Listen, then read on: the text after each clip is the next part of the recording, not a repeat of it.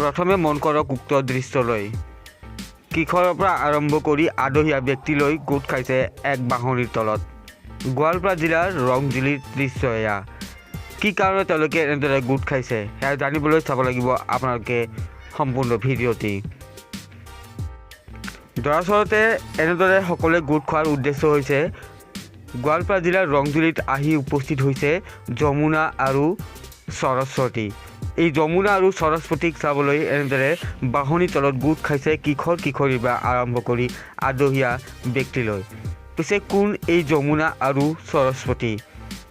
ক'ৰ পৰা কিয় আহিছে গোৱালপাৰা জিলাৰ ৰংজুলিলৈ এই যমুনা আৰু সৰস্বতী? আপোনালোকে প্ৰত্যক্ষ কৰিছে কিদৰে কিশোৰ কিশোৰীৰ পৰা আৰম্ভ কৰি আদহীয়া ব্যক্তিসকলে এনেদৰে গোট খাইছে বাঁহনিত আৰু প্ৰত্যক্ষ কৰিছে দুটাকৈ পোহনীয়া হাতী। দৰাচলতে যমুনা আৰু সৰস্বতী নামেৰে এই দুটা হাতী লৈ অনা হৈছে মানসৰ পৰা। সুদূৰ মানসৰ পৰা যমুনা আৰু সৰস্বতী নামৰ এই দুটা পোহনীয়া হাতী লৈ অনাৰ মূলতে হৈছে গোৱালপাৰা জিলাত আতংকৰ সৃষ্টি কৰি ৰখা বনৰীয়া হাতী লাডেনৰ বাবে এনেদৰে সুদূৰ মানসৰ পৰা গোৱালপাৰা জিলাৰ ৰংজুলিলৈ লৈ অনা হৈছে এই পোহনীয়া হাতী দুটা। সম্প্ৰতি লাডেন নামৰ বনৰীয়া হাতীৰ যি আতংক দিনৰ সংহাৰ সেয়া সকলোৱে অৱগত আৰু এতিয়া ইয়াক লৈ এক চেপা উত্তেজনা বিৰাজ কৰি আছে সমগ্ৰ গোৱালপাৰা জিলাত। কিয়নো লাডেনৰ যি আতংক সেই আতংকই এতিয়া সকলোকে শংকিত কৰি ৰাখিছে আৰু এক আতংকময় পৰিৱেশত জীৱন অতিবাহিত কৰিবলগীয়া হৈছে গয়া। ইতিমধ্যে বনৰীয়া হাতী লাডেনৰ আক্ৰমণত বহুতো লোক কৰুণভাৱে মৃত্যুক সাৱটি ল'বলগীয়া হৈছে আৰু যাৰ পৰিপ্ৰেক্ষিতত এতিয়া গোৱালপাৰা জিলাৰ পৰা লাডেনক কৰায়ত্ব কৰি অন্য স্থানত হস্তান্তৰ কৰাৰ বাবে দাবী উত্থাপন হৈছে।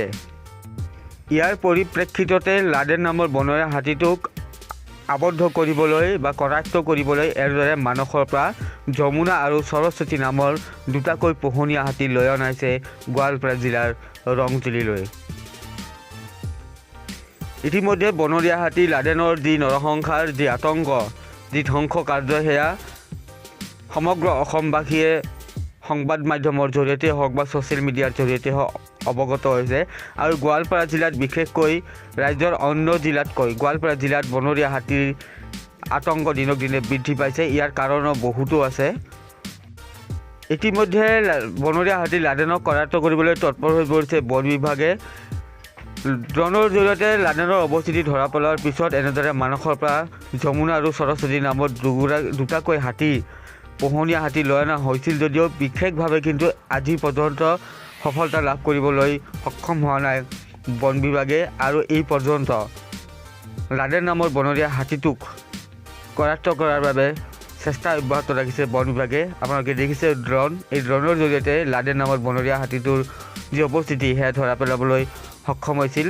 আপোনালোকে দেখিছে পৰৱৰ্তী ভিডিঅ'ত এই ড্ৰোনখনৰ জৰিয়তে এনেদৰে লাবনৰ অৱস্থিতি ধৰা পেলাই হৈছিল ৰংজুলি চাটাবাৰীত আৰু তাৰ পিছতে যমুনা আৰু সৰস্বতী নামৰ দুটাকৈ পোহনীয়া হাতী লৈ অনা আছিল লাডেনক কৰায়ত্ব কৰিবলৈ।